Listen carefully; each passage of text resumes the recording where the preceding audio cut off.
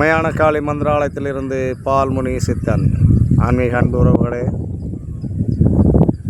இன்றைக்கி நம்ம இந்த காணொளி மூலயமாக பார்க்க இருக்கக்கூடியவர் கபாலம்மை. இந்த கபாலம்மையை நாம் எதற்காக பயன்படுத்துகிறோம்? கபாலம் என்றால் தலைபாகம், மனிதனுடைய தலைபாகம்.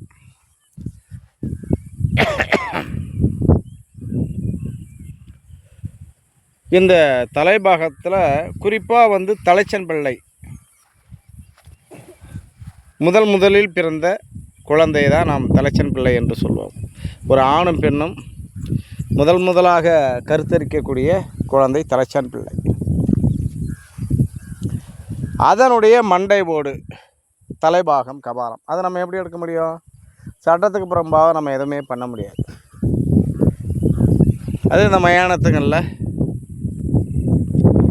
சுடுகாட்டுகளில் அது சரியான முறையில் அதை கண்டுபிடிச்சி அதை எடுத்து செய்வாங்க. இந்த பதிவு ஓலைச்சுவடியிலையும் எஸ்தர்கள் எழுதி வைத்த ஓலைச்சுவடி மற்றும் தற்காலிக அரிய வகை நூல்களிலே இந்த பதிவு இருக்கிறது. அந்த பதிவைத்தான் உங்களுக்கு நான் மீண்டும் பதிவிடுகிறேன். அப்போ அது தலைச்ச முல்லை மண்டவோடு என்று சொல்லக்கூடிய மண்ட கபால ஓட்டை எடுத்து இரும்பு ஆயுதம் இல்லாத ஒரு பொருளால் உடைத்து தூளாக்கி அதனுள் அண்டக்கல் என்று சொல்லக்கூடிய அஞ்சனக்கல், புணுகு, ஜவ்வாது, கோரோசனை, அதான் அஷ்டகந்த பொருட்கள், பச்சை கற்பூரம், ஏரழிஞ்சல் சமுளம்,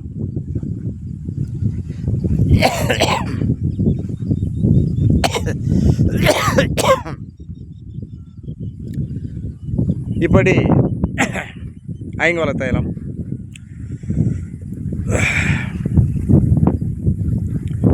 ஐங்காயம், இதையெல்லாம் நம்ம சேர்த்து எடுத்து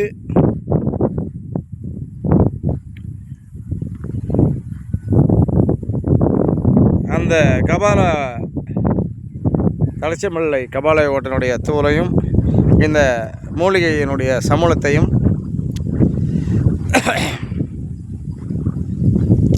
கருக்கி, அதாவது ஆணைக்கண் பட்ட சட்டின்னு சொல்லுவாங்க.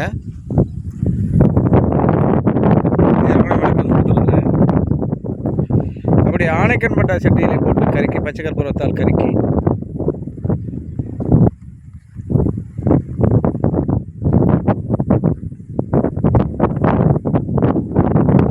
அல்லது புடம் போட தெரிந்தால் புடம் கூட போட்டோம். புடம் போட்டால் சாம்பலாய் கருக்கணும். அதை சிறு ஐங்கோலை தைலமிட்டு அரைத்து நான் 4 மணி நேரம் 5 மணி நேரம் எத்தனை மணி நேரம் நீங்கள் தொடர்ந்து அதை அரைக்கிறீங்களோ, வேலை மிக்சியில் அரைக்கிறதில்ல, மை அரைக்கக்கூடிய கல் இருக்கு இல்லையா, அதில் அரைத்து இப்படி 5 மணி நேரம் தொடர்ந்து நீங்கள் அரைக்கும் பொழுது தான் அதற்கு நீங்கள் கலந்திருக்கக்கூடிய அத்தனை பொருட்களும் ஒரு சேர கலந்து அந்த மை பக்குவமாய் சேரும். தொட்டு பார்த்திங்கன்னா ஒரு சின்ன சொரசொரப்பு கூட இருக்காது. அப்பேற்பட்ட ஒரு அற்புதமான ஒரு மையாக அது புலப்படும். அந்த மையை நீங்கள் என்ன பண்ணுறீங்க அப்படின்னா, கொம்பிச்சிமிழ் அல்லது வெள்ளி டப்பா இந்த மாதிரி இதில் அடைத்து மயானத்தில் 21 நாள் பூஜை போட்டு அந்த மைக்கு உயிர் கொடுத்து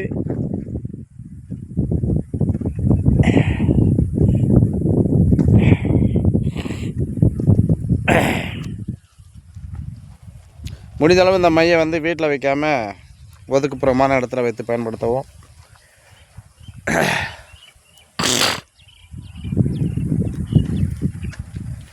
அப்படி பயன்படுத்தினீர்களானால்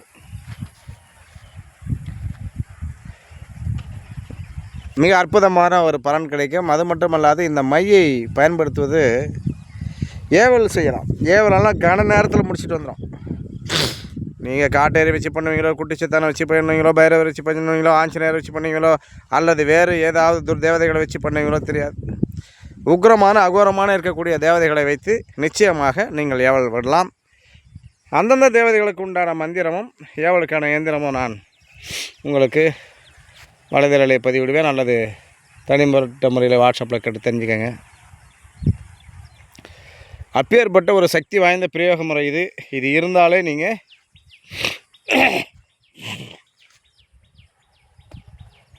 அனைத்து விதமான அஷ்டகர்மங்களையும் சாதித்து கொள்ளலாம். இதே பிரயோக முறையில் கருங்குட்டி தேவதனுடைய எந்திரத்தை வைத்து அந்த எந்திரத்தை வரைந்து அந்த எந்திரத்துக்குள்ளாகவே எந்த நபர் என்ன ஆக வேண்டும் என்று விரும்புகிறீர்களோ அதை எழுதி அவர்களுடைய உடைமைகளை அதில் வைத்து நான் சொல்ல இருக்கிறபடி அதை நீங்கள் பிரயோகப்படுத்தினால் 24 மணி நேரத்திற்குள்ளே துல்லியமாக நடந்துவிடும். இந்த கலியுகத்தில், இந்த யுகத்திலே இப்பேற்பட்ட அஷ்டகர்மங்கள்லாம் இன்னும் நடைமுறையில் இருக்குது. எதிரிகளை துவம்சம் செய்ய, எதிரிகளை கை கால் முடக்க, எதிரிகளை மாரணம் செய்ய, எதிரிகள் அறவே இல்லாமல் நமக்கு போக, எதிரி நம்மை கண்டு அஞ்சிட, எதிரிகள் நம்மோடு நட்புறவு கொண்டாட, இப்படி நிறைய முறைகளை நாம் பதிவிட இருக்கிறோம். அது மட்டுமல்லாது பிரிந்து சென்ற கணவன் மனைவி, காதலர்கள், நண்பர்கள், முதலாளி, அதாவது வேலை செய்யக்கூடிய இடத்திலே பணி நீக்கம் செய்யப்பட்டவர்கள், இப்படி அனைத்து விதமான அஷ்டகர்மத்திற்கும் நான் துரிதமாக 24 மணி நேரத்திலே உங்கள் நம்பிக்கையை பொறுத்து சாதித்து கொடுக்க எம்மால் முடியும். அது மட்டுமல்லாது குடும்பத்தில் உள்ள அனைத்து பிரச்சனைகளையும் நீக்கி சுபிட்சமாக வாழ்வதற்கான வழிமுறைகளை வகுத்து கொடுப்பேன். மாந்திரிகம் கற்றுத்தரப்படும். அதிலும் குறிப்பாக எம்மிடத்திலே கருமுறையாய் மாந்திரிகம்,